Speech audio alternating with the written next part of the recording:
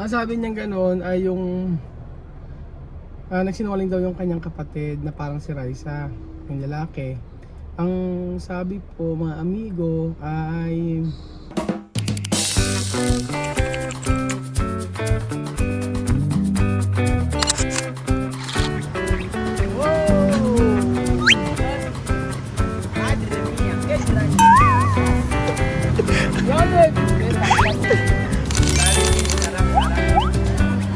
magandang araw po sa inyong lahat mga amigo. Ayan po. Ayan po mga amigo. Sabi ni Joanna, comprame billetes mañana por favor, Raul, mi hermano mentiroso. So, magandang araw po sa inyong lahat mga kababayan ko. Alam niyo po ay nako, gabi, madaling araw ay tumatawag si Joanna sa akin. Sabi niya, please sagutin mo tawag ko, sagutin mo tawag mo. Itulog na ako, syempre hindi ko naman masasagot yun. Oo, sagutin mo ako, sagutin. Siguro na ano siya, na parang na tawag doon, na stress ba tawag doon, kasi yung mga anak niya po, mga amigo, ay kinuha na ng kanyang kapatid. So si Liam tsaka si Bambino, mga amigo, ay kinuha para po dalhin doon sa kanyang kapatid siya mag-aalaga. Ngayon, yun ang usapan. Tapos kausap ko yung kapatid niya. Yes po, kausap ko yung kapatid niya. Sabi ko, padala ka naman ng picture or video na okay yung mga bata. Tapos sabi niya, nagdolok yung internet. Sabi niya, which is totoo naman, nagdolok yung internet. Kasi tawag ako ng tawag, hindi naman na nagko-connect. So, ngayong umaga tumatawag ako, hindi nagko-connect. Tapos, una pa lang tumawag yung kapatid niya. Hindi makakonect. Tapos, pagkayari po mga amigo, edi, syempre ako naman aalala kung kumusta na. Tapos, may pakita ko sa inyo mga amigo. Ito po yung huminto ako sa Glitz ko, medyo may binibili. So, ito yung si Bambino tsaka si Liam. Ayan. O, ayan po mga amigo, si Bambino napakapayat, tsaka ito si Liam. Ang kapatid niya dito, hindi ko alam, ito ba yata yung kapatid niya? Parang gano'n. So, mga lalaki ang kumuha ng kanyang ng kanyang mga anak. Napakabait ni Bambino. So, sabi ko kaya magpadala ka ako ng picture kung okay. Sabi kong gano'n. Ngayon i-explain ko kay Joanna, nagpapabili siya ng ticket pa uwi, agad. Ay nako, hindi ganun agad, hindi kabilis, ganun kabilis. Madali bumili ng ticket kaso kailangan ng exit.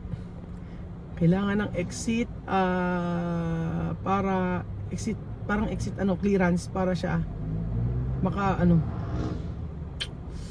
hindi pwede kasi ganun kabilis ba yun? Tapos ito yung video call ito yung voice message ni Joanna. Papakita ko po sa inyo mga amigo.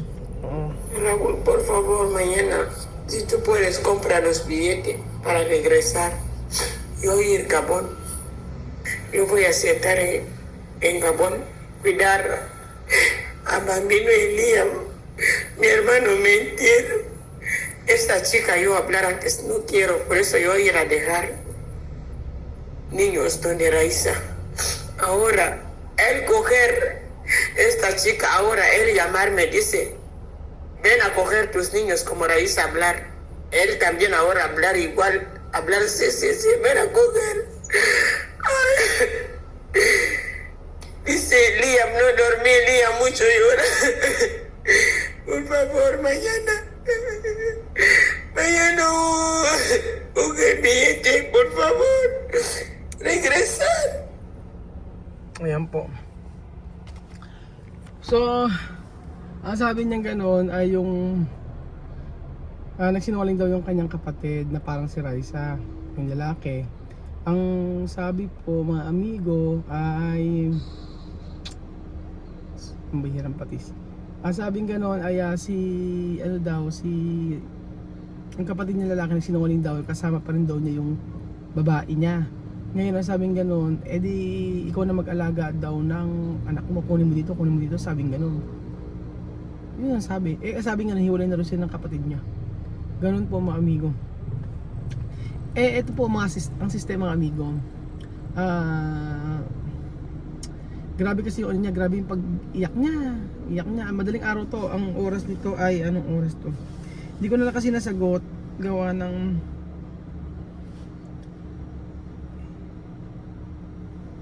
Yan, nag-reply ako. Natanong ko kasi kung bibili kong ticket para sa kanya. So, iwan niya muna si Wesley dito. Hay, pambihirang patis. Ang hindi ganun kasi kadali, di ba? Bibili kong ticket, okay, makakabili kong ticket. Pero kailangan mo yung exit clearance. After ng exit clearance, tatanong ko muna kung siya ay pwedeng sa Gabon na Gabon na ang ano niya, ang flight. Ganun po mga amigo. Ganun mga amigo. To hindi na ano kasi hindi ganun kadali. Iiwanan niya si Wesley dito. Syempre kailangan ko muna ng ano, ng mga documents para sa kanya. Ganon mga amigo, kailangan ko ng documents kay Wesley para po pag sa pagre-renew ng ano, sa pagre-renew ng visa, ng bisado, no, ng visa, kailangan ko po noon documents para ako po yung magre-renew ng visa niya at ako rin po yung guardian niya dito sa Pilipinas. And at the same time, kailangan ko rin po mga amigo. After nito, pupunta ako kay Joanna, explain ko lahat-lahat. After nun, kailangan exit clearance, pupunta kami doon sa immigration. Then right after nun, syempre hindi mo siya mag-English.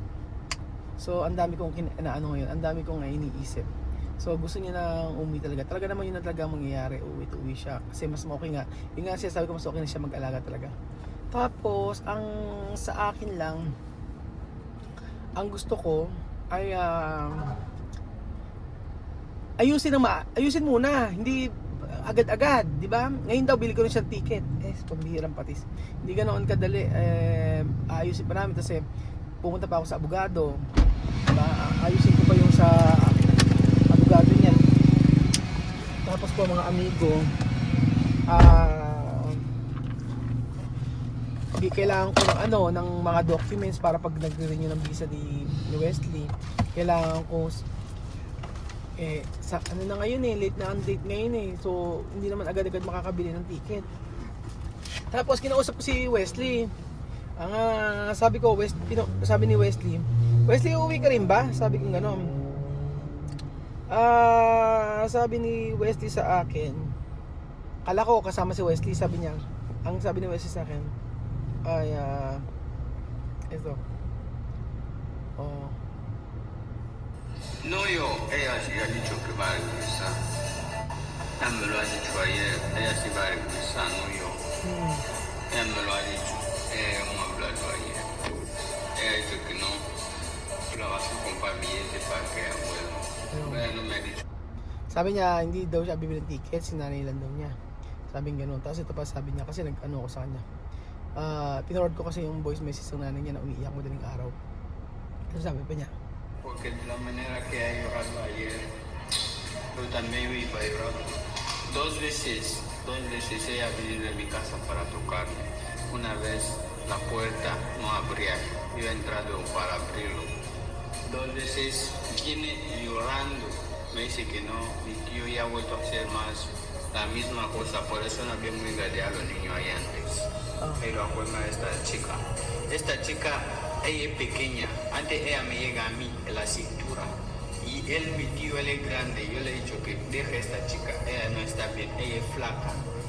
Yo soy más gordo que ella es muy flaca, pequeño, pero yo no sé por qué, por eso mi mamá llorará así. Sí, mi amigo ha aceptado, le he dicho. sabi Bedyo, chika lang, hindi ko naintindihan Sa chika na Payat, ayaw ni mama niya. ay mag-aalaga, Ayaw gusto palitanin ni Joanna. Joanna, daw pwede payat. Accept na. Yun daw mag-aalaga na babae ay payat daw. Sabi gano'n, ayaw ni Joanna. Pes nga, kaya siya uuwi, bibili ng ticket. Bedyo, agad-agad ba pwede bili ng ticket ngayon? Abay natural. Kailangan hindi yung ticket, yung Bedyo, kailangan natin ng kailangan natin mo sa abogado. Hindi ka pwede puntang immigration na wala pang ticket. Hanapin sa'yo paggawa ng kuha.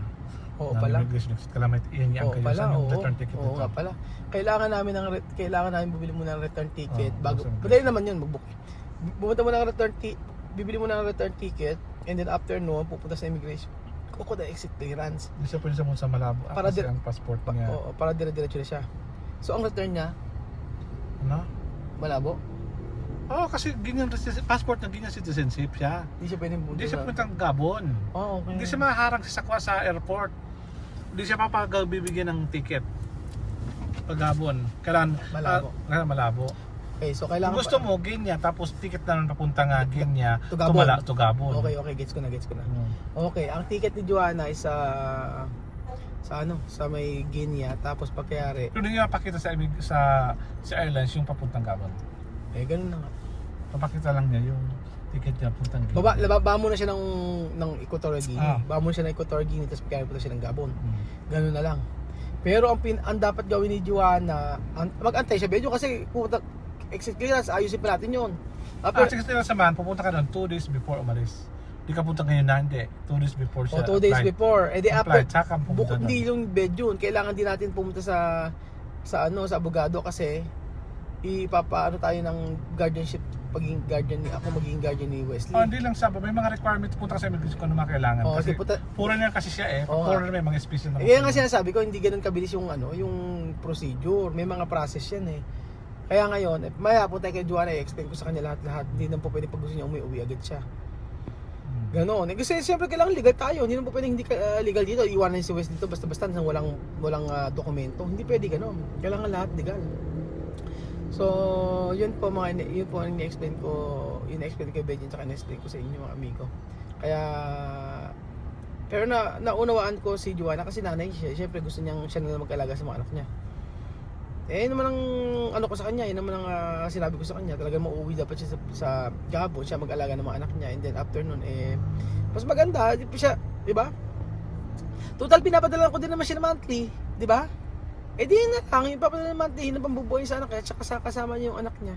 Ganun na lang yun ang mas maganda, at least kampante siya, yun lang sinasabi ko sa kanya. Pero, syempre, hindi naman po pwede basta-basta nagsabi kasi nga niya. Pero sabi niya, posible ba daw ba na makapunta yung mga anak niya dito? Tsaka ganun para syempre daw sila dito. Walang problema. Kaya lang, hindi naman ganun nga kabilis uli yung process. Ang lalat ng mga bata pa, di ba? Tapos pagkayari, syempre, pagka dinala dito yun, pagkukuha muna na sila ng passport. Ewan ko ba sa mga kapatid ni Joanna na yun. Pero siguro, inalaw na rin ng Lord yung mangyari yan para at least umuwi na talaga siya. Para at least doon mamuhay siya ng tahimik, mamuhay siya ng maayos at kung ano pa man. Kasi si Wesley naman dito naman para mag-aral lang talaga si Wesley dito. Kaya andito. So ayun po mga amigo. Ay nako, buhay nga naman sabi ko nga po sa inyo. Pero nakakaawa si Joanna. Nakakaawa yung mga bata pagka ibang taong nag-alaga. Kaya mamaya pupuntahan ko si Joanna, kakausapin ko na masisinan para at least malaman ng lahat ang kanyang saloobin about dito. So, update ko po kayo mga amigo. Pero alam nyo, ang nakikita ko kasi dito ay iba talaga kasi yung pag-aalaga ng nanay. Hindi po pwede na ikatiwala natin sa iba. Pwedeng ikatiwala sa iba kung mayroong kamag-anak like yung mother mo, titingin-tingin ganon, o iba mag-aalaga, depende ang sa akin mas safe, mas okay kung ganon yung mangyayari na si Joanna ay babalik muna doon. Kaya lang syempre mga amigo, iano din natin yung alam niyo yun,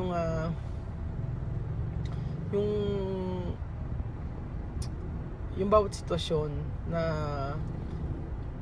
biglaan, ganyan, tapos ayusin agad-agad. Siyempre may maraming proseso, tsaka matrabaho. Daling pa sa kagaya niyan, hindi naman pwedeng ayusin ngayon, nung araw ngayon, Biyernes, o Sabado, Linggo, then next week na yon. Tapos pagkayari nun marami pang aayusin. Siyempre, ayusin pa yung mga gamit niya. And then at the same time, si Wesley, ayusin ko na naman si Wesley. Siyempre, hindi ko naman i-allow si Wesley doon mag-stay sa may apartment mag-isa. Sa may bahay na mag-isa. So, ililipat natin ng bahay si Wesley. Ang dami trabaho. Matrabaho ito mga amigo sa totoo lang. Pero sige, for the sake of yung kids ni Joanna at gusto talaga niya umuwi, di okay para sa akin. Wala namang problema. Kahit dati pa, kaya lang ura-urada, bigla-biglaan, di ba? Agad-agad.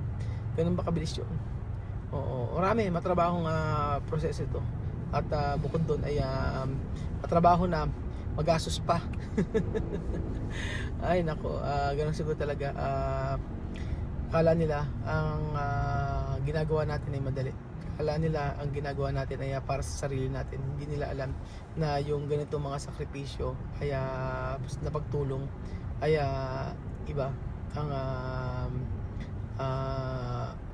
yung pagtulong natin ay talagang para sa akin yung hindi mapapalitan ng mga salapi yung ginagawa natin kasi sobra hirap, lalo na kay Belgium pagka siya yung inaasahan ko sa ganyan, kami dalawa lang. Kaya nga po mga amigo, pag-pray natin na maging maayos yung pag-ano ni Joanna, yung aayusin. So mamaya i-update ko po kayo mga amigo, update ko po kayo kung ano mangyayari, basta mag-antay po muna kayo kasi gusto ko makausap ng personal si Joanna at si Wesley para maayos ang lahat. So ayun po mga amigo, thank you so much po mga amigo, God bless po. Antabay lang po kayo mga amigo, pag-pray natin ng lahat na maging maayos po ang lahat.